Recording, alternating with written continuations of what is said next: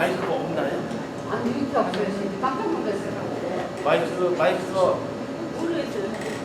담당하시는 분들이 소리가 어떨지 모르겠어요.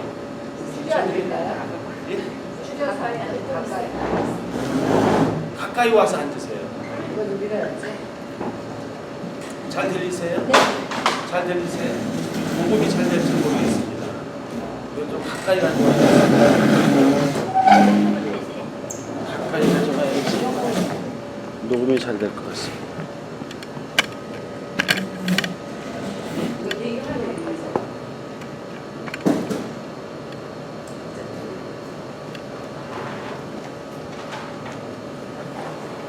자, 그러면 시작기도 하겠습니다. 성부와 성자와 성령의 이름으로. 말씀은 바로 내 곁에 있고 내 입에 있고 내 마음에 있다. 주님 성령의 빛으로 저희 눈을 여시어 주님의 길을 보게 하시고 저희 귀를 여시어 생명의 말씀을 듣게 하소서. 아멘. 성부와 성자와 성령의 이름으로. 아멘.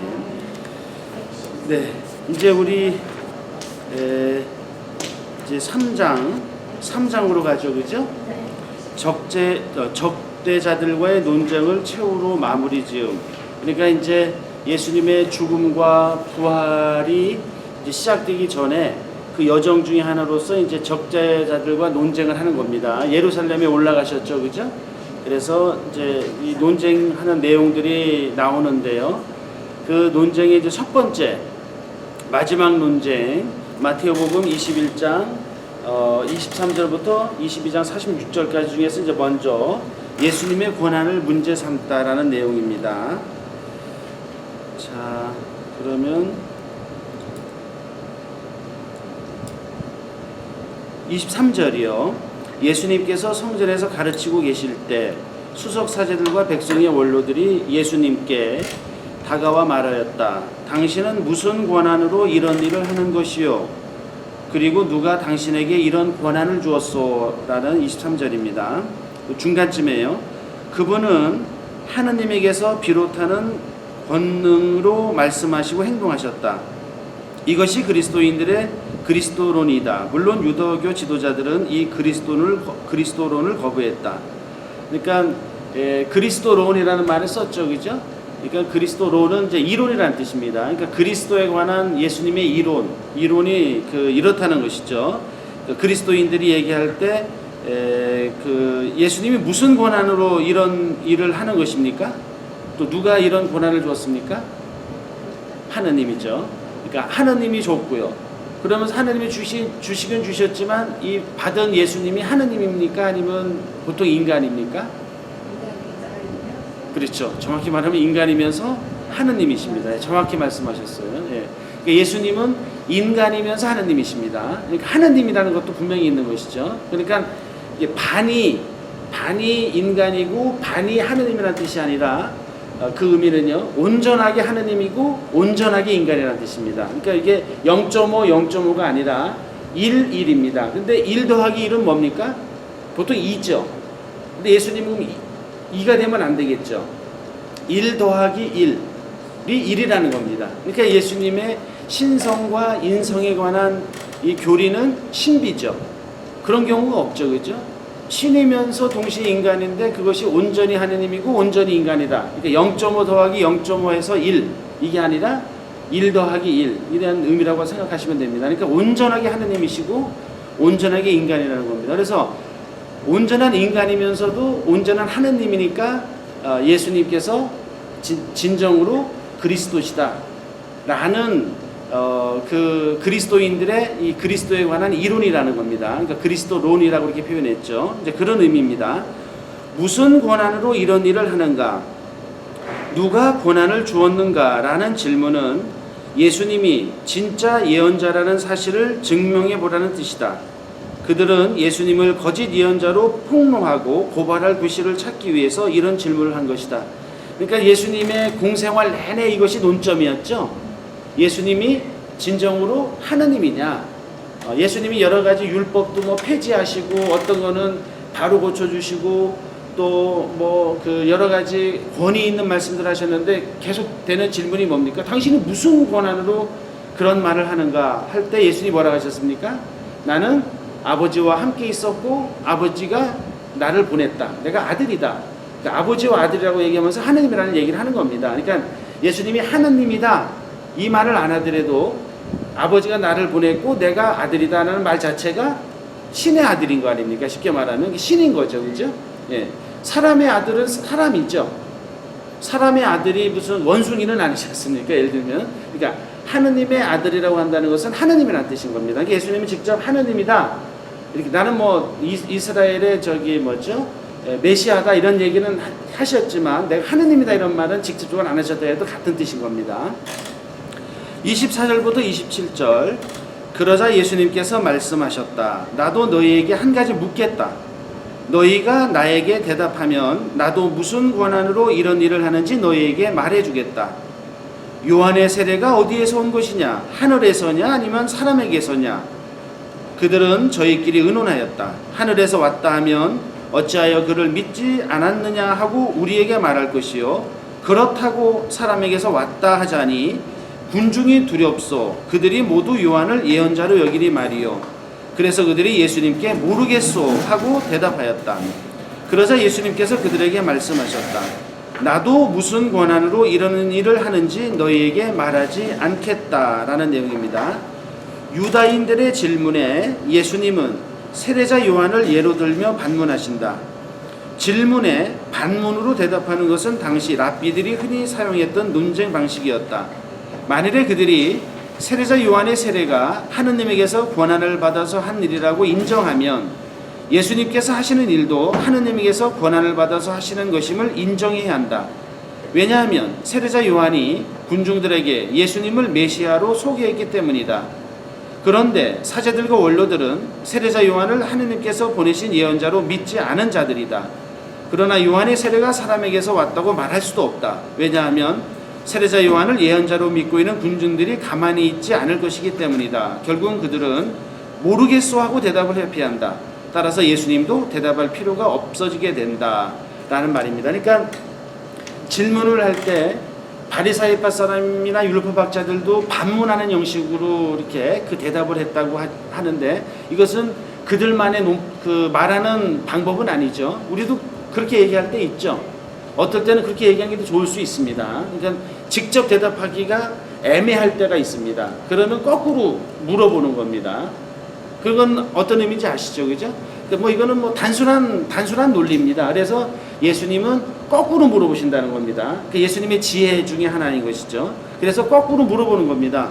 그러니까 세례자 요한을 이제 데리고 그 논점으로 가져와서 세례자 요한이 당신을 메시아로 얘기했기 때문에 세례자 요한에 대해서 물어보는 겁니다. 근데 본인에 대해서 물어보면 좀 부담이 되니까 세례자 요한한테 물어보는 형식으로 세례 요한에 대해서 물어보는 식으로 얘기하는 겁니다. 그러니까 세례자 요한이 진짜 예언자냐 아니냐? 예언자다 하면 예언자의 말을 들을 거 아닙니까? 그럼 세례자 요한이 예수님을 메시아라고 얘기했으니까 받아들여야 되는 거죠. 아니라고 하자니 많은 사람들이 세례자 요한을 좋아했는데 세례자 요한이 거짓 예언자라고 얘기하면 그것도 곤란한 거 아니겠습니까? 그러니까 뭐라고 대답합니까? 모르겠소 이렇게 대답합니다. 모르겠소. 그러니까 예수님도 나도 말하지 않겠다. 여기서 예수님이 말할 수 없기 때문이 아니라 예수님이 어떤 말을 하게 되면 또 이게 그 예수님께서 앞으로 하실 일에 방해가 될 정도로 또 문제가 되기 때문에 그렇습니다. 그 길을 다 못 가시는 겁니다. 그러니까 예수님도 이럴 때는 대답을 안 하시는 거죠. 그러니까 예수님이 자신이 없어서가 아니라 굳이 얘기를 안 해도 되기 때문에 그렇습니다. 그러니까 예수님의 지혜죠, 그죠? 예수님께서 그런 일이 있지 않았습니까? 이게 또 반문하는 거였는데요. 막 간음한 여인을 잡아왔습니다. 간음한 현장에서 잡았어요. 그러면 이 증인이 있기 때문에 죄가 성립됩니다. 그것도 2사람 이상이었겠죠. 당연히 그랬을 겁니다. 그래서 이제 예수님한테 데려온 겁니다. 현행범으로 잡힌 겁니다. 그러니까 예수님한테 데려와서 이 사람을 돌로 쳐 죽이는 게 율법인데 쳐 죽이냐 어떻게 하냐? 예수님이 어떻게 하십니까? 예수님이 그때 어떻게 하셨냐면요. 예수님도 곤란하셨는가 봐요. 그러니까 땅에다 뭘 썼다고 그러는 겁니다. 그러니까 우리가 이제 뭐 시간을 벌기 위해서 예수님이 이제 쓴 것이죠. 생각하실 여유를 가지셨던 것 같아요. 예수님도 하나님이시지만 온전히 인간이시죠. 그렇기 때문에 예수님께서도 이 대답을 어떻게 해야 되나 고민하셨던 것 같습니다. 그래서 이제 글을 씁니다. 땅에다가요. 그러고 나서 딱 하는 말이 뭐였습니까? 그렇죠. 죄 없는 사람이 돌로 저 사람을 쳐라. 이게 예수님의 이렇게 반문이면서 정확한 대답인 겁니다. 예수님께서 의도하신 바는 뭡니까? 죄인이라 하더라도 용서해야 되죠. 그렇죠? 그리고 그런 내용까지는 안 나오지만 율법이 잘못됐다는 겁니다. 아무리 가난한 여인을 현장에서 잡았다 하더라도 죽이는 것까지는 아니다라는 생각을 하셨던 것 같아요. 그러니까 죽이는 건 아니라는 거죠. 그러니까 예수님께서 이 대답을 하게 되면 또 논점이 되는 겁니다. 율법을 예수님이 부정하는 거니까 예수님이 어떻게 대답합니까? 예수님의 복음의 핵심인 죄인을 용서하고 사랑해라, 회개하면 용서하라는 이 가르침을 전달하기 위해서 뭐라고 했냐면 죄 없는 사람부터 돌로 쳐라. 그러니까 다른 말로 하면 뭡니까? 너희들도 다 죄 있다. 죄 있다 해서 바로 죽이는 건 아니다. 이 메시지를 전하신 거죠. 그죠? 그러니까 그런 것입니다. 이 내용은요. 그러니까 예수님의 그 메시지를 전하긴 전하지만 예수님의 지혜가 묻어나는 그런 하나의 그 사건이라고 할 수 있겠습니다.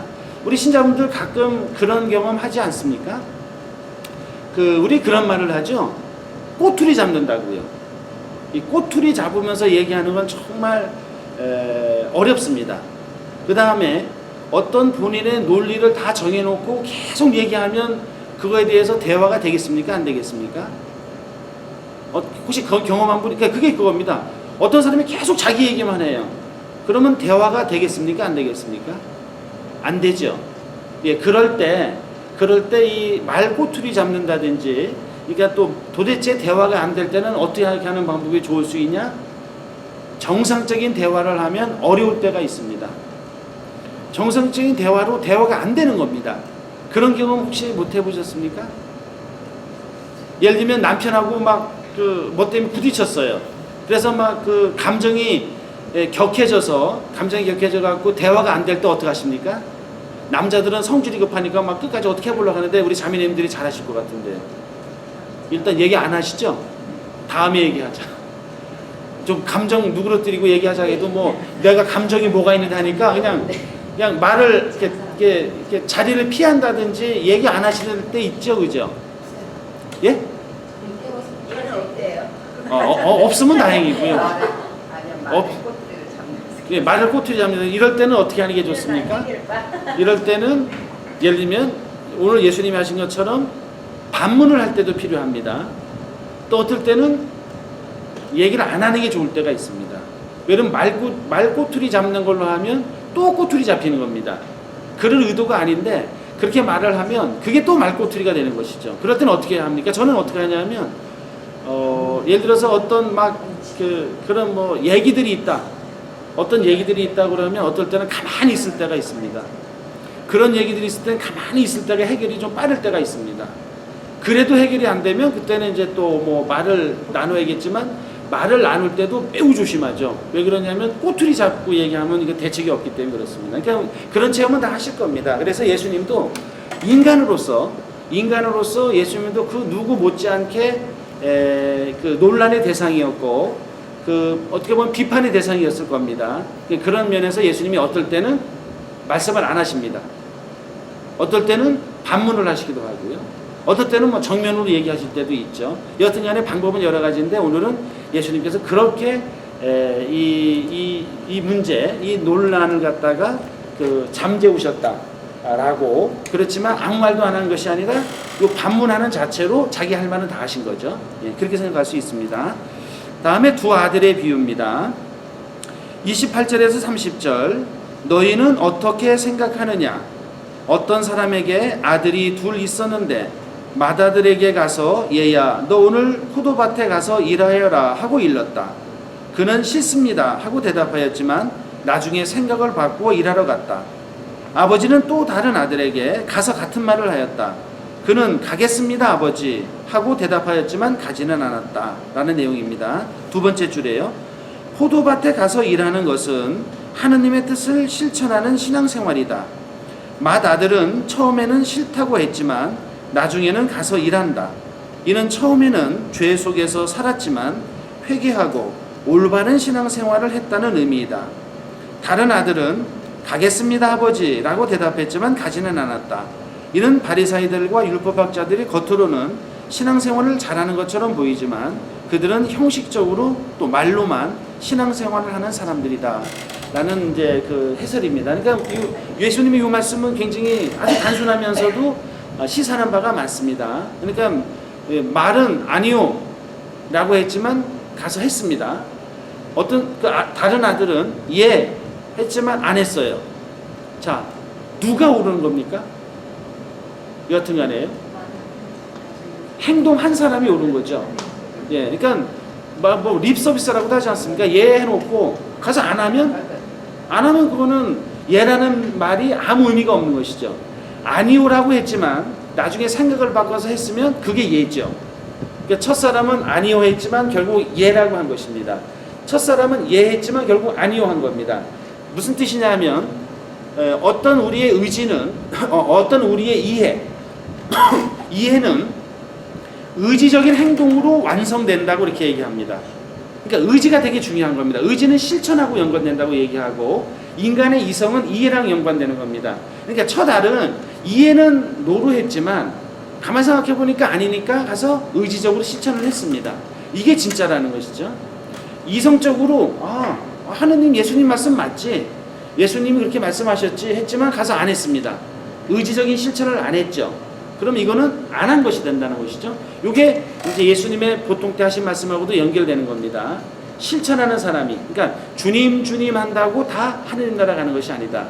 실천하는 사람이 하느님 나라 간다는 말하고 같은 그 의미고 비유적으로 이렇게 말씀하셨다고 볼 수 있겠습니다. 31절 32절이요. 이 둘 가운데 누가 아버지의 뜻을 실천하였느냐? 그들이 맏아들입니다 하고 대답하자 예수님께서 그들에게 말씀하셨다. 내가 진실로 너희에게 말한다. 세리와 창녀들이 너희보다 먼저 하느님 나라에 들어간다. 사실 요한이 너희에게 와서 의로운 길을 가르칠 때 너희는 그를 믿지 않았지만 세리와 창녀들은 그를 믿었다. 너희는 그것을 보고도 생각을 바꾸지 않고 끝내 그를 믿지 않았다라고 말씀하십니다. 그 31절 32절 두 번째 단이요. 직업상의 죄인들인 세관원들과 윤리상의 죄인들인 창녀들은 하느님 나라에 들어가고 바리사이들과 율법학자들 또는 대사제들과 백성의 원로들은 들어가지 못한다는 말씀이다. 왜냐하면 세리나 창녀는 회개했기 때문에 먼저 하느님 나라에 들어간다. 그래서 이 말씀은 당시 유다인들의 종교 상식을 송두리째 뒤엎는 폭탄 선언이었을 것이다. 그러니까 이게 지금 바리사이파 사람하고 율법학자들을 두고 하는 말이시거든요. 다는 물론 아닙니다. 상식적인 것이죠. 그러니까 본인들은 예수님을 믿고 있고 말씀을 따른다고 하지만 실제적으로는 안 그렇다는 겁니다. 실천에서는 이해하고 안 했다는 겁니다. 이런 사람은 실제로 안 한 거라는 것이죠. 이 점을 다시 한번 강조하면서 이 폭탄선이었다는 건 뭐냐면 그 당시에 율법학자나 바리사이파들은 당연히 자기들은 선민의식이 있었고 당연히 하느님 나라의 주인이 될 거라 생각했는데 예수님이 아니다 하니까 폭탄선이었다는 것입니다. 이 비유에서 예수님께서는 죄인이든 의인이든 모두 다 똑같이 하느님의 자녀라고 하는 당신의 깊은 신념을 확실하게 말씀하신다. 자, 죄인이든 의인이든 다 하느님의 백성이죠. 하느님의 자녀죠, 그죠? 그런데 죄인은 아직 하느님의 백성이 덜 된 사람들입니다. 그러나 하느님 백성에서 제외됩니까? 안 제외됩니까? 제외되지 않죠. 제외된다고 하면 저부터 제외됩니다. 전 죄인이니까요. 그러니까 중요한 건 뭐냐? 사실 의인이라고 말하는 사람은 극소수일 거고 아마 없을지도 모릅니다. 그러니까 중요한 거는 죄인도 하느님 백성에 속한다는 것을 예수님은 늘 말씀하신다는 겁니다. 하느님은 모든 사람을 다 부르고 계신다. 죄인들, 즉 창녀들과 세리들은 처음에는 하느님의 초대를 거절했지만 나중에 뉘우쳤다. 그에 반해 유다인 고위 지도자들은 하느님을 위하여 일할 것을 수락한 것처럼 행동했지만 요한의 부름을 거부했고 예수님의 가르침도 거부했다. 자, 우리 이 말씀은 좀 조심스럽게 말씀드리는데요. 이제 세관원들은 이 직업상의 이제 죄인들을 할 수 있죠. 참 판단하기 어렵습니다. 로마 제국의 공무원이었던 거죠, 그죠? 그러니까 로마 제국의 공무원이었는데 로마 제국이 이스라엘 사람들을 수탈한 건 확실하니까요. 자기 국민이 하니까 세금 더 많이 걷었겠습니까? 걷었겠습니까? 당연히 많이 걷었겠죠. 그러니까 이제 거기에 이제 일조했다라고 이제 판단되기 때문에 이제 그렇게 평가받은 겁니다. 정치적으로는 그렇게 볼 수 있겠죠, 그죠? 나중에 거기에 대한 응당한 책임을 받는 거는 어쩔 수 없습니다. 왜 그러냐면 그거는 나도 그냥 먹고 살기 위해서 그 일을 했다라고 말할 수는 있지만 또 다른 측면에서 보면 그 일 안 해도 되지 않겠습니까? 그 선택했다는 건 다른 문제죠. 본인의 그 선택의 책임은 져야겠죠. 이 창녀들에 관한 부분도 있습니다. 지금 현대에도 직업 여성들이 있습니까? 없습니까? 있죠. 이것은 기원 전부터 시작해서 지금까지도 있는 것입니다. 우리 아우구스티노 성인 아시죠? 아우구스티노 성인이 그런 얘기를 합니다. 신국론에서 그 일은 올바르지 않지만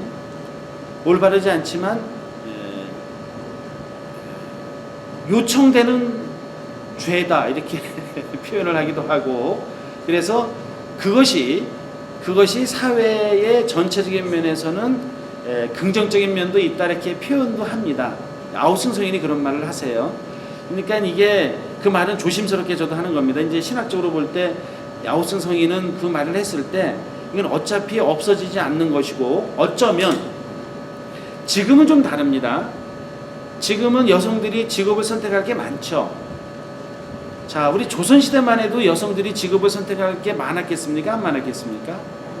안 많았겠죠? 그럼 조선시대도 아닌 그 전 고려시대도 아닌 고조선시대, 이 삼국시대 더 심했을 수도 있겠죠. 고대시대에는요. 그렇게 볼 때는 어쩌면 그 일어나는 사건 자체는 선은 아니지만 어쩌면 여성들이 살아갈 수 있는 방법일 수도 있었다는 것이고, 그 다음에 그런 어떤 이 표현이 그렇지만 그런 어떤 피난처가 없으면 더 심한 일이 생길 수도 있다는 겁니다. 이게 제가 예를 드는 겁니다. 아우스는 그렇게 얘기 안 했어요. 그러면 직업 여성이 있으면 직업 여성은 표현이 그렇지만 이렇게 갈 수 있겠지만 갈 수도 있겠죠. 가라는 것도 아니고 가는 거 좋지 않습니다. 근데 여튼간에 다 하느님 백성은 아니고 다 선하지는 않으니까요. 그러니까 그렇게 한다고 할 때 그런 게 없다. 그러면 이게 어디로 갈 수 있냐 이겁니다. 그러면 성폭행, 성범죄로 갈 수 있다는 것이죠. 그러니까 이제 아우슨 성인도 그런 면에서는 인간 세계의 한계를 어느 정도는 인정하신 것 같다고 표현됩니다. 그러니까 올바르진 않지만 그럴 일이 있는데 그것도 극복돼야 된다. 그것도 옳지는 않은 거다. 극복은 돼야 된다 하지만 이제 그런 얘기를 했는데요. 무슨 뜻이냐면 예수님께서도 이 여인들을 어떻게 구체적으로 생각하시는지는 모르겠지만 어쩌면은 불쌍히 여기셨을 거라는 겁니다.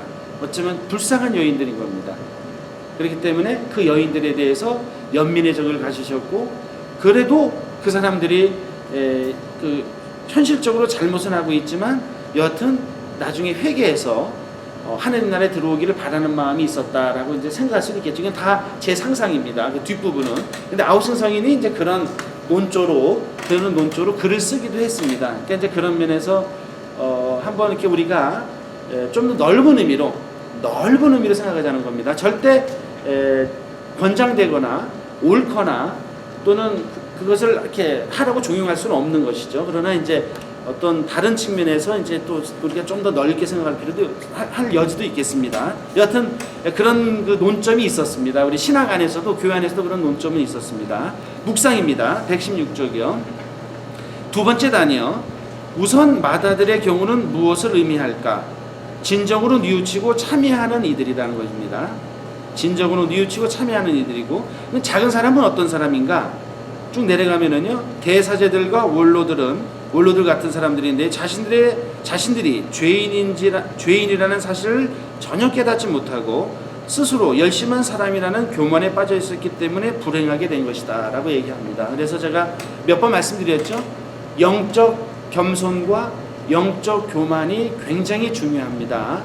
그래서 우리 신자분들한테 우리가 이제 성서를 더 깊이 공부하고 우리 신앙생활을 좀 더 하느님 안에 더 가까이 가게 해서 이제 노력하고 계시잖아요.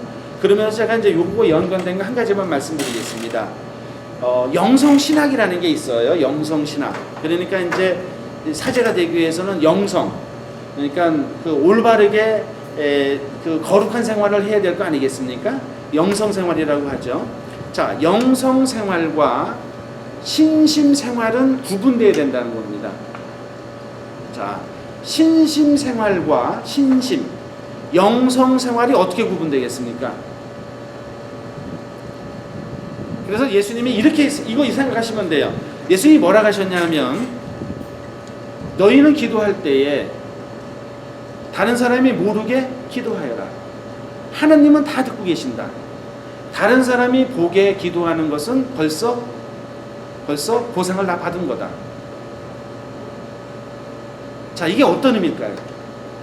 그리고 바리사이 사람은 율법학자들 기도 열심히 잘했을 겁니다. 성전에도 자주 가고요. 그리고 이런 얘기 그런 사람들이 비판받았습니다. 그 다음에 어떤 두 사람이 기도할 때 어떤 사람은 하느님 저는 죄인입니다. 저를 불쌍히 여겨주십시오. 기도했고 어떤 사람은 아주 멋있게 기도했습니다. 세상을 창조하시고 우리를 사랑하시는 아버지, 저희 뭐 이렇게 아주 멋있는 기도를 했다고 쳐요. 예수님 누가 기도 잘했다겠습니까? 저는 죄인입니다. 예. 자, 이게 뭘까 이겁니다. 신심생활은 뭐냐 하면은요, 궁극적인 거룩하게 사는 생활, 영성생활을 하기 위한 수단입니다.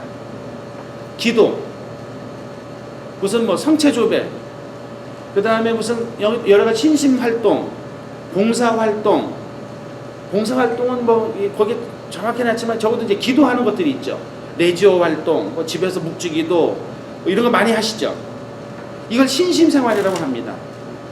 근데 이 신심생활을 한다고 해서 거룩한 생활을 하는 것입니까? 요거는 같다라고 보기는 어렵죠. 그래서 제가 가끔 농담처럼 얘기합니다. 100년을 기도하면 뭐합니까?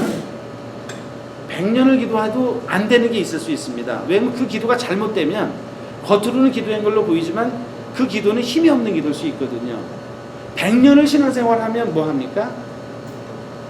알차게 제대로 하지 않았으면 그거는 좀 힘이 약하다는 겁니다. 그럼 영성생활은 뭐냐? 신심생활을 기반으로 해서 정말 하느님의 뜻을 잘 알아듣고 그 기도, 신심활동, 신심생활이 실제로 실천되는 과정까지 연결되는 걸 말하는 겁니다. 그래서 신심생활하고 구분할 때 뭘 얘기하냐면 공부하는 거, 성서 공부하는 건 뭐겠습니까? 그거는 신심생활하고 딱 좁은 의미로 얘기할 수는 없겠죠. 그러니까 신심생활은 일종의 그런 겁니다. 뭐 묵주기도를 한다든지 성체조배를 한다든지 미사 참여한다든지 성서를 읽고 한다든지 모르지만 봉사는 신심생활하기 좀 애매하죠. 뭐 어떤 공부를 한다든지 이런 것들을 총 합쳐서 영성생활을 하게 되는 겁니다. 그러니까 조금 다른 겁니다. 그래서 예수님께서도 여러 군데서 말씀하셔요. 그냥 주님 이게 무슨 말입니까? 기도했다는 뜻입니다. 그리고 미사도 참여하고 열심히 성당도 이렇게 열심히 전례도 참여했다는 뜻이거든요. 그런데 그게 나쁘다는 게 아닙니다. 신심생활이 나쁘다는 것이 아니라 신심생활이 실제로 예수님의 말씀을 따르는 삶으로 발전되지 않으면 그러면 그것은 부족하다는 겁니다. 그래서 신학교에서 얘기할 때 뭘 얘기하냐면요, 신심생활을 잘해야 됩니다. 기도에 빠지면 안 됩니다. 미사 빠지면 안 되죠. 성체조배, 성체강복 이런 신학교 안에 있는 신심생활을 다 참여해야 됩니다. 근데 신학교는 이것만 하지 않습니다. 근데 뭘 또 합니까? 공부를 많이 합니다.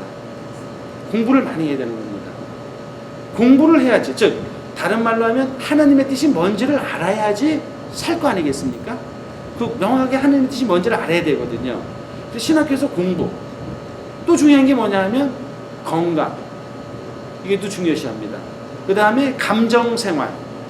그러니까 이 마음을 다스리는 거. 예를 들면 막 괴팍하게 아무리 마음은 안 그렇더라도 맨날 성질내고 막 욕하고 그러면 그걸 어떻게 받아들이겠습니까? 예를 들면 그게 영성생활. 하느님을 잘 따라가는 사람은 아닌 거죠. 그래서 신심수양도 돼야 되는 겁니다. 신학교에서 이 모든 것을 잘할 때 영성 생활을 잘한다고 판단하고 신부로서의 자질이 있다 이렇게 얘기합니다. 그러니까 단순하게 신학교 다닐 때 그냥 미사 참여나 기도만 잘해서는 안 됩니다. 기본적인 공부도 잘해야 되고 그 다음에 건강도 해야 됩니다. 건강이 안 좋아도 내보냅니다. 우리 신부 되기 전에 건강이 안 좋다 그러면 신학교에서 내보냅니다. 그럼 건강이 안 좋으면 자기 삶을 살 수 없지 않습니까? 여러 가지를요. 그래서 영성생활은 종합적인 겁니다. 근데 우리는 많은 경우 영성생활과 심신생활을 같다라고 생각합니다. 이거는 같을 수도 있고 아닐 수도 있다는 생각을 해야 되는 겁니다. 그러니까 말씀드린 것처럼 아까 그 논점입니다. 바리새파 사람들, 율법학자들은 성당 더 많이 갔겠죠. 세리하고 창녀나 이런 분들보다 성당 많이 갔겠죠. 예를 들면은요. 활동도 많이 했겠죠. 성당에서 기도도 많이 참여하고요. 근데 예수님 말씀하신 게 뭡니까? 아직 부족하다 얘기하는 겁니다. 너희는 뭐가 부족하냐? 기도는 많이 한다고 생각하지만 뭘 기도하는지 모르겠다 이렇게 얘기하는 겁니다. 뭘 기도하는데 너희가 하느님을 많이 한다고 생각하지만 하느님이 어떤 분인데 하느님의 뜻이 뭔데 넌 아직도 그걸 모르고 있다 이렇게 얘기하시는 겁니다. 제가 뭐 예를 들면은 그래서 우리 신자분들이 그런 면에서 조금 더 이제는 영성생활이라는 요 차원을 좀 많이 생각하시면 좋습니다. 그러니까 단순하게 신심생활이 신앙생활의 그 한 부분이긴 하지만 높은 차원의 신앙생활은 영성 차원, 영성생활의 차원까지 올라갈 때 그게 진정으로 신앙생활의 성숙이나 완성도가 높아진다는 뜻입니다. 예수님의 말씀은 그것까지는 아니지만 제가 이제 이걸 갖다가 우리 삶에 연결해서 말씀드렸습니다. 그 다음에 포도원 소작인의 비유입니다. 33절 34절 다른 비유를 들어보아라. 어떤 밭 임자가 포도밭을 일구어 울타리를 둘러치고 포도확을 파고 탑을 세웠다. 그리고 소작인들에게 내주고 멀리 떠났다. 포도철이 가까워지자 그는 자기 몫의 소출을 받아오라고 소작인들에게 종들을 보냈다라는 말씀입니다. 두 번째 단이요. 밭 임자가 멀리 갔다는 것은 하느님께서 멀리 떠나셨다는 것이 아니라 인간에게 자유의지를 주셨다는 것이다. 그러니까 뭐냐면 이 말은 하느님은 우리랑 늘 함께 계십니까? 안 계십니까? 예, 그렇지만 사사건건 간섭하십니까? 예, 그 말 뜻입니다. 하느님은 우리에게 자유의지를 주셨습니다. 그러니까 늘 말씀드리지만 하느님은 우리가 죄를 져도 내버려 두십니다. 그 정도로 하느님은 대단한 분, 진짜 대단한 분이시죠. 그 조바심 많으면 죄짓게 내버려 두겠습니까? 우리를 엄청 사랑하신다 하는데요. 그러나 인간이 스스로 자유의지를 갖고 당신을 따라올 때만 의미가 있기 때문에 그렇게 자유의지를 주셨다는 그런 뜻입니다.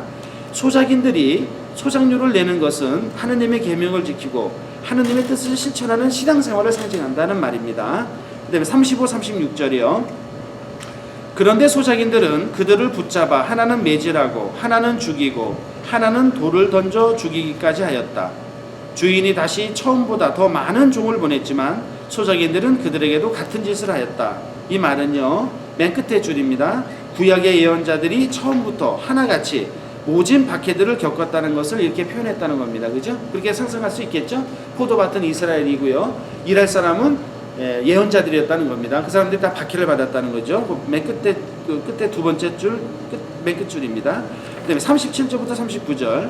주인은 마침내 내 아들이야 존중해 주겠지 하며 그들에게 아들을 보냈다. 그러나 소작인들은 아들을 보자 저자가 상속자다.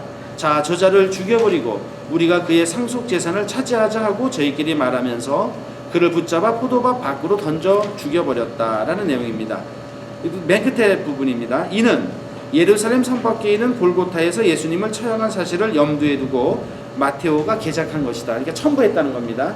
예수님 이제 마지막에는 상속자를 보냈다는 건데 상속자가 누굽니까? 아들인 거죠. 예수님을 보냈다는 뜻입니다. 근데 예수님도 죽였죠. 근데 어디서 죽였습니까? 골고타 언덕에서요. 그러니까 거기는 성 밖이었습니다. 그러니까 예루살렘 가면 성 밖을 나갑니다. 이게 성을 지나서 나가요. 그 성벽을요. 그 다음에 40절, 41절, 43절입니다. 그러니 포도밭 주인이 와서 그 소작인들을 어떻게 하겠느냐? 그렇게 악한 자들은 가차없이 없애버리고 제때에 소출을 바치며 다른 소작인들에게 포도밭을 내줄 것입니다. 하고 그들이 대답하자 하고요. 그 다음에 그러므로 내가 너희에게 말한다. 하느님께서는 너희에게서 하느님의 나라를 빼앗아 그 소출을 내는 민족에게 주실 것이다 라는 내용입니다. 예, 그 첫 번째 줄이요. 하느님의 나라가 이스라엘 백성에게서 그리스도 교회로 옮겨간다는 것이다. 환원하면 하느님께서 이스라엘 백성을 버리고 교회를 돌보신다는 뜻이다.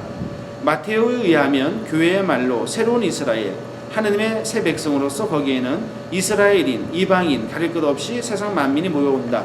그러니까 지금 여기 큰 제목이 뭡니까? 이제 마지막 논쟁을 하는 거죠. 이제 마지막 논쟁을 하면서 예수님이 확실하게 결론을 맺는 겁니다. 너희는 내가 공생활 3년 동안 그렇게 얘기했는데 나를 받아들이지 않는다. 이제는 아니다. 이제는 너희를 내쫓을 것이다. 그러고 새로운 소장인들을 소장인들을 갖다가 이제 구성할 거다.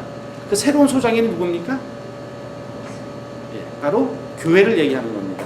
새로운 소작인 일꾼, 교회를 얘기하는 것이고, 그 다음에 포도밭이 이스라엘에서 이제 어떻게 바뀌는 겁니까? 온 세상. 그전에는 이스라엘만 생각했어요. 그러나 예수님은 아니다, 이제. 너희는 너희한테만 국한되지 않는다. 이제는 포도밭이 이스라엘이 아닌 온 세상이다. 이방인까지 포함하는 거다. 그 다음에 소장인은 누구냐?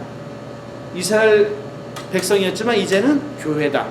내가 앞으로 세울 교회가 그렇게 할 것이다. 이제 예수님이 죽으시기 전에 이제 마지막으로 강하게 결론을 맺으시는 겁니다. 너희는 이제 회개하지 않으면 정말 구원에서 배제될 것이다. 이제 새로운 시대가 열릴 것이다. 라고 예수님이 말씀하시는 거라고 보시면 되겠습니다. 42절 예수님께서 그들에게 말씀하셨다. 너희는 성경에서 이 말씀을 읽어본 적이 없느냐? 집지는 이들이 내버린 돌, 그 돌이 모퉁이의 머릿돌이 되었네. 이는 주님께서 이루시는 일, 우리 눈에 놀랍기만 하네. 그 시편 구절이거든요. 시편 118편 22절 23절을 빌려 예수님의 비극적 죽음과 놀라운 부활을 암시한다. 그러니까 저기 뭐죠? 집지는 이들이 내버렸던 돌이 모퉁이의 머릿돌이 되었다는 거죠. 모퉁이의 머릿돌이 있는 거죠, 그죠? 이렇게 뭐 사각이면 그 모퉁이가 중요한 데 아닙니까? 그 기둥이 올라가니까, 그죠?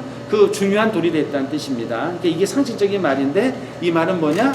예수님이 처형당하지만 결국 예수님께서 구세주라는 것이 드러날 것이다 라고, 이스라엘 백성이 버린 죽인 예수님이 결국 구세주다 라는 것을 상징적으로 시편을 118편을 인용해서 마테오복음사가가 이렇게 기록을 한 것입니다.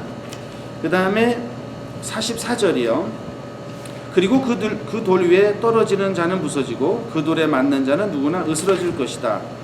그 돌은 세상을 심판하러 오실 그리스도를 가리키는 은유다. 암 문맥을 고려하여 44절을 풀이하면 새로운 이스라엘, 하느님의 새로운 백성을 향한 경고다. 그러니까 이제 예수님이 심판하신다는 겁니다. 그 돌에 으스러질 거라고 말씀하시죠, 그죠? 부서지고 으스러질 거다. 그러니까 그 표현은 이제는 예수님께서 당신께서 말씀하신 대로 이제 더 이상 바리사이파나 율법학자들의 말은 기준이 아니라 당신의 말씀대로 심판할 것이다 라는 것을 이제 은유적으로 표현했다고 보면 되겠습니다. 45, 46절이요. 수석 사제들과 바리사이들은 이 비유를 듣고서 자기들을 두고 하신 말씀인 것을 알아차리고 그분을 붙잡으려고 하였으나 군중이 두려웠다. 군중이 예수님을 예언자로 여겼기 때문이다 라고 얘기합니다. 군중들이 예수님을 예언자로 여겼다는 것은 예수님을 세례자 영 같은 예언자로 생각했다는 뜻이다. 아직 메시아로 생각할 것은 아니라는 의미다. 그러니까 그때만 해도 예수님의 죽음과 부활이 완성되지 않았기 때문에 예수님을 메시아까지는 믿지 못하고 예수님이 부활할 때 믿게 되는 겁니다. 대부분의 제자들도 예수님이 부활할 때 알게 됩니다. 예수님 메시아라는 것을요. 다 도망가지 않았습니까? 예수님의 부활. 오늘 아까 제가 말씀드렸죠. 고린도 1서에서 부활 체험이 굉장히 중요한 겁니다. 그러니까 부활을 체험했던 그 증인들이 정말 예수님이 하느님이구나 라는 것을 믿게 됐고, 제자들 전부 다 순교했죠. 딱 한 명 빼고요. 누구 한 명 빼고, 한 명은 자살했고요. 한 명 사도 요한은 자연사했습니다. 나머지는 다 순교했습니다. 이 힘이 어디서 났냐? 예수님의 부활을 체험했기 때문에 그렇습니다. 정말 예수님이 하느님이라는 것을 알게 됐던 것이죠. 그런 면에서는 예수님 말씀대로 그 토마스 사도 얘기에서 나오는 것처럼, 토마스 사도한테 뭐라고 얘기했습니까? 너는 보고야 나를 믿느냐? 이렇게 얘기합니다. 그러니까 우리는 볼 수 없죠. 예수님 뭐라고 하셨습니까? 보지 않고도 믿는 사람이 정말 행복한 사람이다. 우리가 그런 사람들입니다. 그러니까 토마스는 보고야 믿었습니다.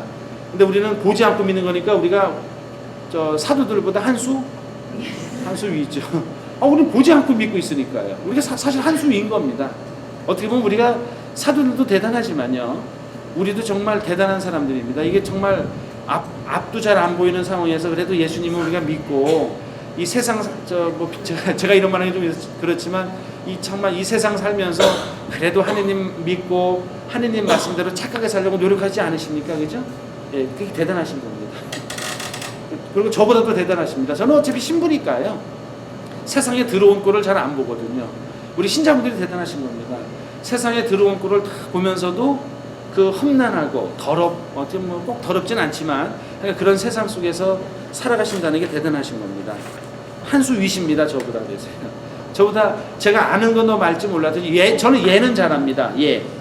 왜 그러면 아는 게 좀 많습니다. 근데 실천은 다른 문제고, 우리 신자분들은 저보다 좀 모르시죠, 아무래도요. 그래서 아니요 할지는 모르지만 나중에 예하고 실천하시는 분일 수 있습니다. 오히려 제가 더 불안한 사람입니다.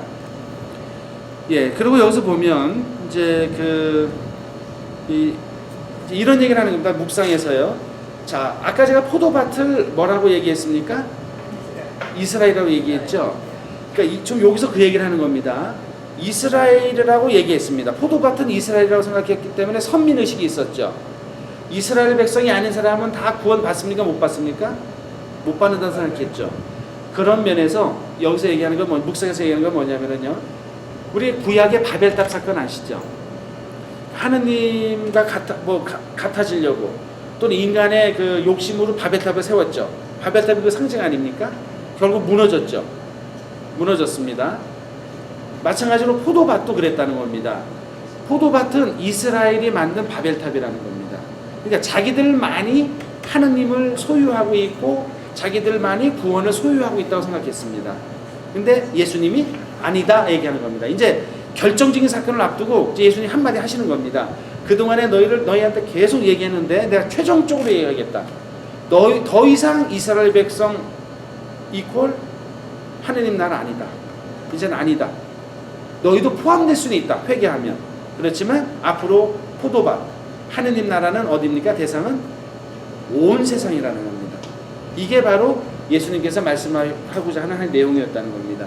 자, 이렇게 볼 때요, 이 질문을 하면서 우리도 늘 생각하셔야 됩니다. 지금은 그리스도 교회가 또는 가톨릭 교회가 바벨탑일 수 있습니다. 무슨 뜻인지 아시겠죠?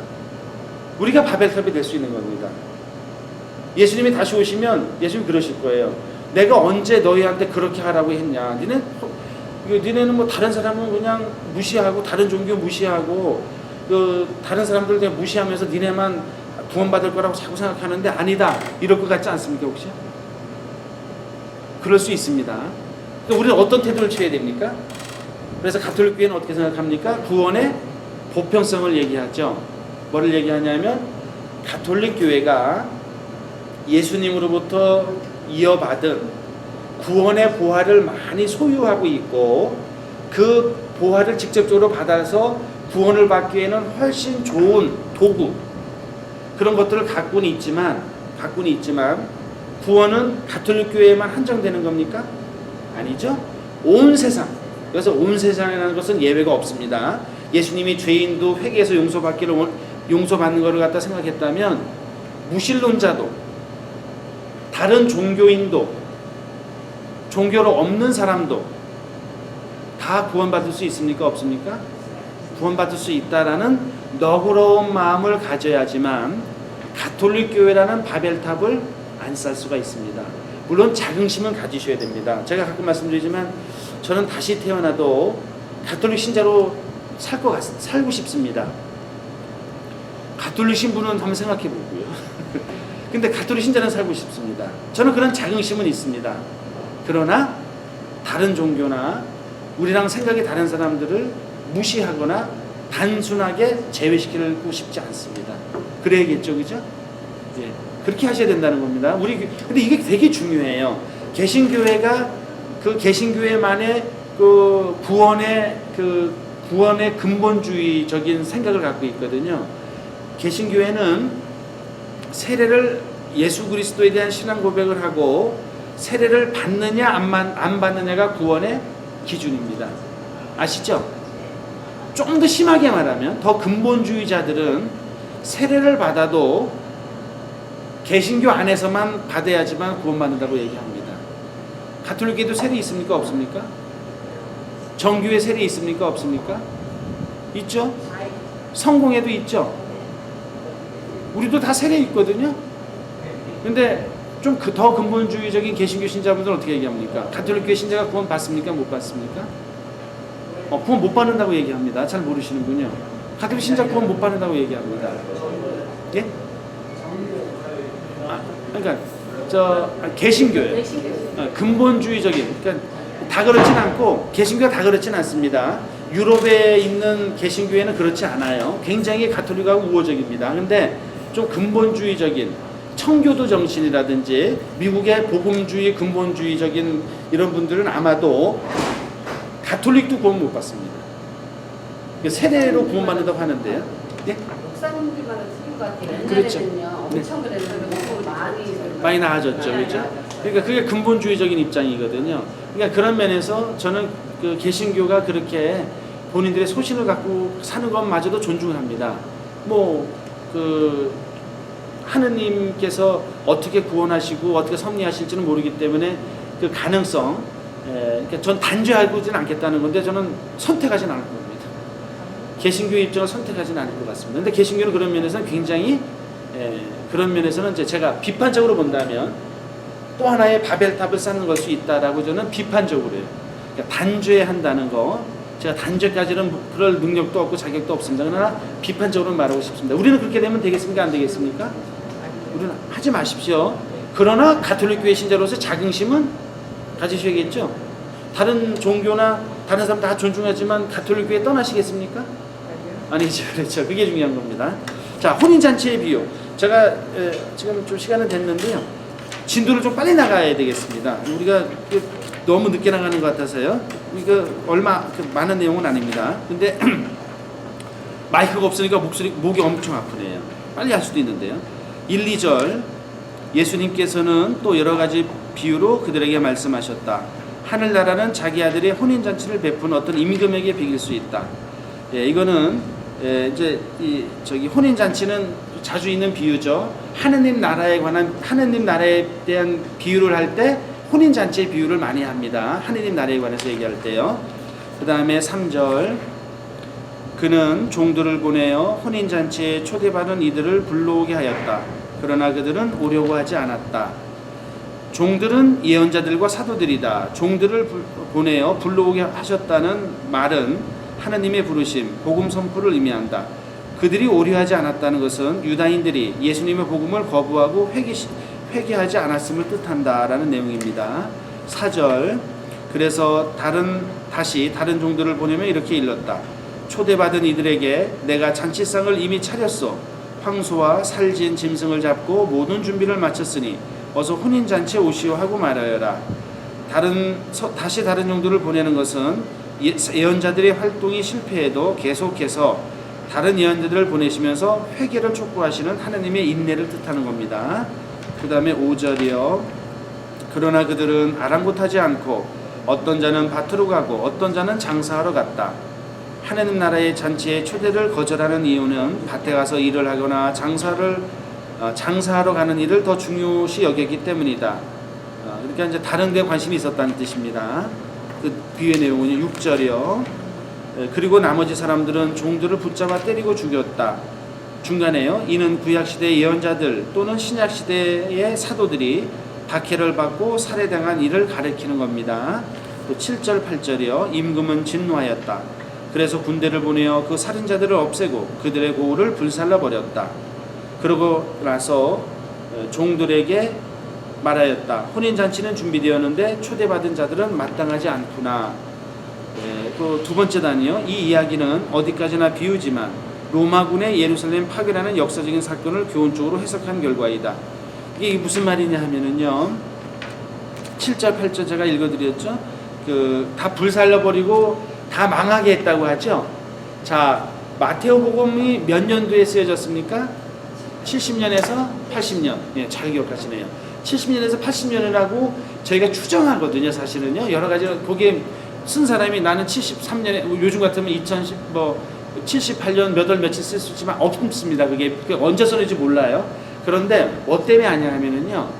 마르코 복음을 보면 예루살렘의 멸망에 관한 내용이 없습니다. 그게 50년대 60년대에 쓰여졌기 때문에 그렇습니다. 고린도전서는 50년 전에 쓰여졌어요. 제가 오늘도 말씀드렸죠. 고린도전서는 복음보다도 먼저 쓰여졌다고요. 그건 50년 전에 35년 뭐 하여간 35년 40년 요 사이에 그러니까 아주 일찍 쓰여졌습니다. 더 일찍 쓰여졌어요. 그런데 그 50년 좀 전에 쓰여졌습니다. 제가 정확히 기억 못하겠는데 먼저 쓰여졌습니다. 근데 뭐가 있냐면은요. 예루살렘이 망하는 때가 있었습니다. 에우세비오라는 역사학자가 기록해 놓은 역사 기록을 보면 여기 나옵니다. 예루살렘이 70년에 망해요. 70년에 로마군이 와서요. 성전을 다 불태워버립니다. 예루살렘이 초토화돼요.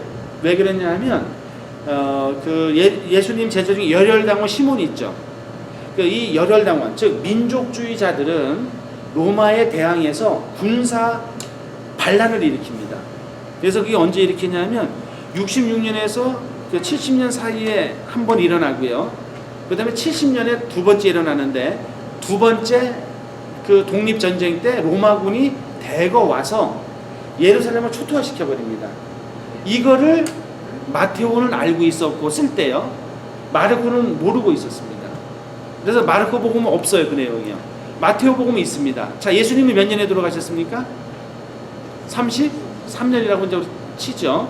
정확히는 그보다 더 일찍 연도로 따지면 그건 중요하지 않고요. 그러니까 예수님이 돌아가신 다음에 일어난 일이죠. 그런데 예수님이 뭐라고 오늘도 그러시는 겁니다. 예루살렘이 망한 것을 알고 예수님이 말하는 것처럼 기록합니다. 그래서 성사학으로 얘기할 때는 예수님은 그 말씀을 하신 적은 없고 정확하게요. 그러니까 예루살렘의 멸망, 70년에 있었던 예루살렘의 멸망을 예수님은 물론 알고 계셨겠죠. 하느님이기 때문에요. 현재와 미래가 없는 분이니까, 과거와 미래가 없고 늘 현재시니까요. 하느님이 늘 현재시라는 말이 무슨 의미인지 아시죠? 하느님은 과거와 미래가 없고 늘 현재만이 있다는 뜻은 뭐냐면 하느님은 시간을 초월해 계신다는 표현을 그렇게 하는 겁니다. 늘 현재 있을 수 있는 사람은 없습니다. 그죠? 하느님은 늘 현재인 겁니다. 모든 시간이 현재예요. 그러니까 모든 인간의 시간이 현재면 하느님은 모든 시간 속에 있는 거죠. 모든 시간 속에 늘 있다는 표현을 뭐라고 하냐면 하느님은 늘 현재이시다 이렇게 얘기합니다. 이게 철학적으로 얘기하는 겁니다. 그러니까 하느님은 늘 현재이시다 이렇게 얘기하는 거는 하느님은 모든 시간 속에 살고 있는 겁니다. 그러니까 하느님은 과거가 없어요. 미래도 없습니다. 뭐만 있습니까? 현재. 근데 여튼 아시긴 계셨지만 인간과 대화할 때는 인간의 방법을 쓰니까 온전히 인간이신 예수님은 모르셨을 거예요. 그러나 비슷한 내용은 얘기하셨습니다. 너희는 그럼 나중에 벌 받을 거다.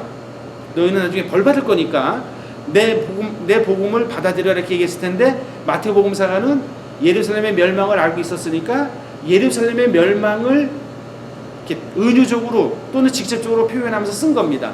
그러면 이거를 읽는 이스라엘 사람들은 실감이 나겠습니까? 안 나겠습니까? 실감이 나겠죠. 예루살렘이 멸망한 걸 본 겁니다.